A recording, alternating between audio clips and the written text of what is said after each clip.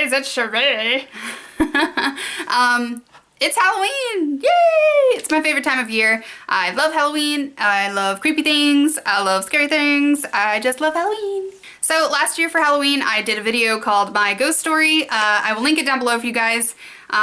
It's my experience with ghosts, and I always feel crazy talking about it, but since posting that video, I've had lots of people comment that I'm not alone. So this year I thought I would follow it up with just some more little creepy experiences that I have had, just because they're fun to talk about. And when I was younger, ghost stories and like telling ghost stories and reading ghost stories and making up ghost stories was one of like my favorite things to do with my friends, slumber parties and all that kind of stuff. So let's have a slumber party together and tell ghost stories. Although if we were at my kids' slumber party, it would be Kool-Aid. So I guess we will start off with some experiences I had at my old house. So before we moved to the country, which is where we live now, we lived in Atlanta, and my husband purchased a house before I met him that was built, I think, in the 1920s. It was just a cute little bungalow-y kind of house. And it was, you know, it was a small house, nice, cute neighborhood, whatever. And nothing too particularly frightening happened in that house, but we did have one experience that almost made my husband a believer. So I'm a super light sleeper. I'm such a light sleeper that I usually sleep with a sound machine so that I can't hear any noises for the most part because it'll wake me up. So we this year lost our super awesome dog, Richie. She was a huge Rottweiler mix, and she was just the most magical dog ever created on the planet. We lost her this year, but when we lived in Decatur, of course, she was alive. And she was the best watchdog because she would growl and bark at things or people if they came too close to the house. So it's like 3 in the morning, we are dead asleep, and Richie starts barking her brains out. I mean, just like, and she has a big bark, like a scary bark. It's not just a little erf, erf. I mean, like, she is like, rah! And so of course that wakes me up because I'm like, what the French is that? And so I send my husband Chris, I'm like, hey, go see what your dog's barking at, and let's hope it's not a murderer. So he gets up and gets dressed, and in our living room there was a stairwell that led down into the basement, and I could see from our bedroom with the door open, you could see the living room and like the entrance to the stairwell and like a little bit of the front door. But you know, I couldn't see the whole room, but I could see that she was barking at the basement. So that really scared me because in this house, one, my husband never locked the basement door in that old house. And there was a huge hole in the door where he had made a doggy door for Richie. So really you could just crawl up in our house if you really wanted to. So the fact that she was barking at the basement made me pee myself because I was convinced that someone was trying to break in through the basement. So, you know, I'm listening with my good ears, and I hear my husband go down the stairs, and of course as he had walked through the living room, he turned the light on so he could see, and I hear him like fumbling around down in the basement, and Richie is still barking, and so I'm like in the bed, like, you know, like waiting. He comes upstairs and he's like, you know, I don't know what she's barking at, like there's nothing down there, the doors are locked, you know, I don't know what's going on. And so he's standing in our hallway. He's standing in our hallway, like talking to me about nothing being there, trying to make me feel calm about the situation. And the living room lights turn off. Now, I can see him, and there's no light switch in our hallway. It's in the living room. You have to physically be in the living room to cut them on and off.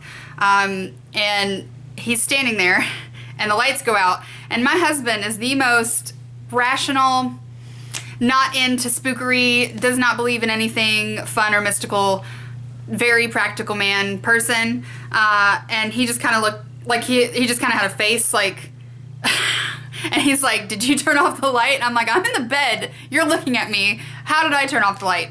And Richie is barking, like still barking. And so I am now really scared because now I'm like, okay, obviously it's not a person, it is a thing, which is even also scarier. So my husband goes, of course, and like checks everything out. We still can't find anything. There's no explanation. The light just went on and off by itself. That could be easily explained by a power outage surgence or something like that, but the fact that Richie was barking makes me convinced I was a spectral being. So of course he experienced this, but of course, you know, he'll explain it away. He will just poke fun at me for thinking it's creepies. So that's fine. I'm okay with that. So that was pretty much the only scary thing that happened in that house. Since we've moved here, and I really thought that I would have at least a little bit of something in this house, because it's older, and only one family has lived in this house before us. They built it, they lived in it their whole entire lives and raised children here, and then when they passed away, we bought it, so I felt like maybe there would be more things connected to this house, but they're not, or at least so far. Knock on wood. The only thing that has happened here that can also easily be explained away is I do often see things like in the corner of my eye, just when I glance, think I see something. It's usually on my porch. In my kitchen, there's a giant window, and in front of the window, there is the porch that you can sit on. And I almost every single time I'm doing dishes or like cooking and like moving around a lot, I'll think that I see someone standing on the porch, and I'll double take, and there's nothing there. But that's the only thing that's sort of spooky that's happened in this house. But I think that also, along with my interest in ghosts, I also have sort of an interest in like connections to the other world. So I've always been curious about seances and like Ouija boards and that kind of stuff. And I do feel like I'm connected to that side a little bit, probably because I'm so open to it, which, you know, makes you see things more. So last year, I think it was last year, well, 2 years ago, my grandmother passed away, and I was very close to my grandmother. My mom's mom and me, my mom and me were like very, very close. I stayed with my grandmother like while my mom and dad went to work when I was really little, so they kind of almost helped raise me a little bit. Like I have lots of memories of playing at my grandmother's house during the day and running in the woods and my grandfather's record room and like just, you know, great childhood memories, very close to my grandmother. And I feel like she had a little bit of the juju as well. Of course, she didn't talk about it, but I know that she did. And so she passed away, you know, a couple years ago. So also, my grandmother, her whole life, she loved to dance, and her favorite color was red. So when she was passing away in the hospital, she had something in her throat that prevented her from speaking, so she could hear us and like blink, but she couldn't communicate verbally. So the whole time we were reassuring her that, you know, everything was going to be okay, and that on the other side she would be able to dance and, you know, wear her favorite red shoes, and you know, we're just trying to like kind of ease her into her next plane of existence. So that night, my mom stayed by my grandmother's bedside. This is going to be me in 50 years, but my mom stayed by my grandmother's bedside for over 24 hours straight without sleeping and talked to her the whole time. So we joke that my mom talked my grandmother to death because we're really good talkers in this family. But so she was, you know, got no sleep and was emotionally drained, and after my grandmother passed away, she went back to the hotel to get some rest. She said that she was like just almost asleep, and she started to hear this music, and she said it sounded like swing music, like swing dance music. It was not like a car stereo or like anything like that. And she said she thought in her half asleep brain that it was the radio by the bedside or the alarm clock thing. So she said she went over there and she was trying to cut it off, and she could not find where the music was coming from. And she said it was very low, you know, so it sounded like it was in the room, but she couldn't find where it was coming from. And so she said that it kind of dawned on her that maybe it was my grandmother dancing and like showing my mom a sign that she had made it and that she was going to be okay. So the next morning at breakfast, she told my grandfather this story about the music to just maybe ease his heart a little bit. And he was kind of sad and disappointed, and he's like, you know, well, she didn't send me a sign, you know, like, well, why didn't she send me a sign? And my mom said, well, you know, you just have to be listening, because she's going to send them to you, but you just have to listen. And so later that night, we all went over to my grandfather's house to get some pictures, you know, to remember her by, and there is a picture of my grandmother where she's just beautiful. I actually have it here. So there's my grandmother. So this is a copy of the original photo, and I keep this. I have one here with me in my filming area all the time, and then I have one in my living room, just so she's always with me. But anyway, the large original my mom wanted to have and hang in her house. So my grandfather wanted to take photocopies of it so that he could also have copies and then also share them with the family. So he takes the picture to Staples or whatever to get copies made. I'm gonna look it up exactly so I can show you. So he goes to get the pictures made, and he takes the picture out of the frame, and on the back of the picture is a note that my grandmother wrote to my grandfather in 1957, I think. Let me see. Yes, in 1957, and she never told him it was there. She never mentioned the note. This was very shortly after they got married, I'm pretty sure. But it was kind of like her speaking from the grave. So I'm going to read it to you and then show you it so you know I'm not insane. But it says, Dearest Alton, that's my grandfather's name. Here's hoping I'll be seeing you soon, even though I know it will be a long time before you might see this. And it was like 60 years later.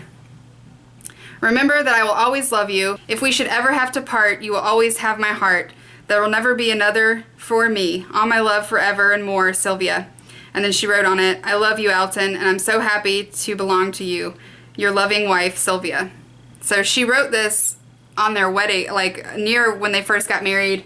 You're not gonna be able to see it. But she wrote this on the back of the picture and then didn't tell him it was there. She just framed it and hung it on the wall. This was the picture. So I kind of feel like that was like her foreshadowing 60 years later, a note that would ease his mind a little bit in knowing that she loved him and couldn't wait to see him and that she was okay. So when we found that note and it just, all the squishes. And so after that, my grandfather moved in with my mom because he's older and, you know, shouldn't live by himself. And I would have these dreams about my grandparents, like as if they were talking to each other in my brain, if that makes sense.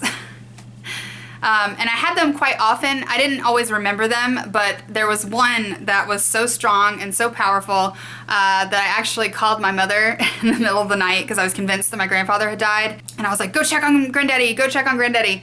But in my dream, I couldn't see anything, but it was like I was in a dark room where all I could do was hear. I couldn't see anything, but I could very clearly hear my grandfather like screaming for my grandmother. So I could hear him like calling out to her, like he was trying to find her, or she was trying to find, like they were trying to find each other.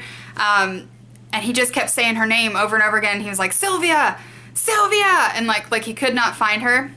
And so of course that just, you know, when I woke up crying because I was like, oh God, you know, something has happened, or like, my grandmother is lost somewhere on the other side, like I'm like, ah! And so I texted my mom and I was like, hey, I know it's like 4 o'clock in the morning, I'm so sorry, but I just had a really crazy dream and it really freaked me out, and when you wake up, can you please let me know if Granddaddy's okay? And so she called me, first thing in the morning, and she's like, hey, what happened? What's going on?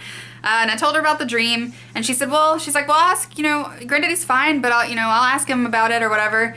And she called me later that night, and she's like, well, I just want you to know that it's probably gonna sound weird, but I asked Granddaddy how he slept last night, and he told my mom that he had nightmares all night long where he couldn't find my grandmother.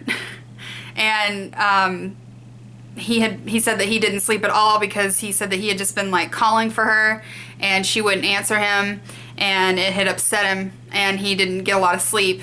And that just like, when my mom told me that, like my heart like fell into my stomach, because I was like, I heard him calling her. I heard him screaming to try and find her.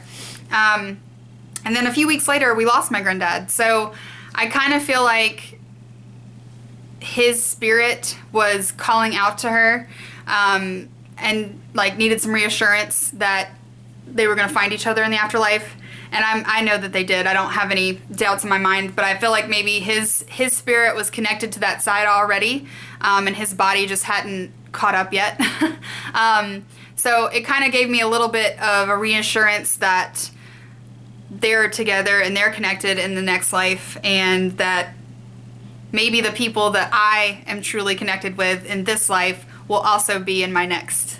So I feel like we, at least the ladies in my family, we're all very connected, and we're very connected in lots of ways to the universe and to each other. And I think that you can be as well. If you look for magic, you will find it. It's all around you every day. You just gotta look at it and acknowledge it and thank the universe for it. I've always associated butterflies with my grandmother, so anytime I'm on my front porch in the spring, I swear butterflies come and they almost like land on me. I mean, they're just like everywhere. And I always kind of like just send a little to my grandmother and, you know, thank her for being the awesome person that she was. And hopefully I have that effect on someone, you know, when my time comes. You know, I hope that I made some kind of impact on somebody's life in some way. So I hope you guys enjoyed this little installment of spookery and a little bit of tittlebits about my family and our psychic abilities. But anyway, I hope you guys have an amazing and super safe Halloween. And I hope to do another one of these next year, so maybe I'll have some ghostly experiences before then. I will link down below my original video. It's kind of long, so if you want to watch it, go get a snack and a beverage. But don't forget to follow me on Facebook, Instagram, Twitter, Snapchat, and Periscope. And I hope you have an amazing day, and I'll see you later. Bye!